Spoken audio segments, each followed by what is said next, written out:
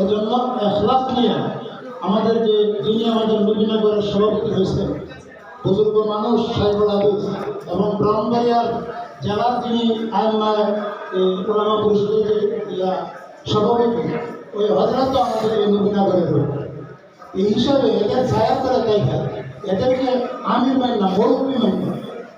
যেভাবে আমাদের এই নবীনগর থানার ভিতরে যেন আমরা ইসলামের পতাকা যেন আমরা উত্তোলন করতে পারি সেই চিন্তা আমাদের প্রত্যেক ইমাম এবং খুঁটিদের অন্তরে রাখতে হবে, তাই না?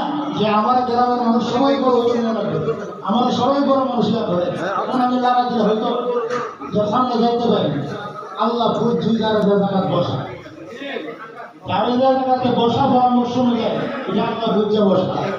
এজন্য আমরা যারা আছি আমরা হযরতের আমাদের এই নবীনগরের মুরব্বীরা যারা আছে তাদের সাহায্যের কাছে অন্তত আমাদের এই নবীনগরের ভিতরে হাত পাতাকে কীভাবে বিজয়ী করা যায়, ইসলামকে কীভাবে মজবুত করা যায় আমরা সকলে ইনশাআল্লাহ চেষ্টা করব। এবং ইনশাআল্লাহ আল্লাহ তাআলা আমাদের সকলকে মানার আমাদের তৌফিক দান করুন।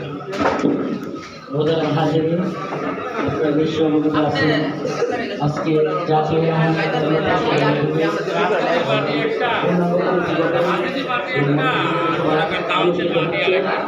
আমরা আলোচনা করবো, আমরা শর্ট করবো সর্বোচ্চ আমরা